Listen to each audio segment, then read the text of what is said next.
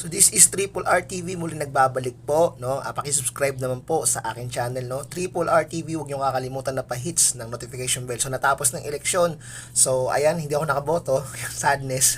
Kasi hanggang 3 PM lang po, no? Hindi tayo umabot sa sa cut-off, kaya marami nagkagulo dito sa lugar namin, dito sa aming barangay, marami pang hindi nakaboto gawa ng 3 PM lang 'yon. Akala kasi ng iba hanggang 5 PM yung cut off. So naging 3 PM. Syempre yung iba galing pang work. So marami nagtatalo, nag-away. So yun lang, sadness. Hindi ako nakaboto. So sa mga nakaboto, kung hindi nanalo yung manok nyo, edi dapat maging masaya tayo sa mga nanalo. At sa mga nanalong kandidato dyan na bago, so ayusin yung mga pinangako nyo. Yun lang dapat ang ipatupad nyo, di ba?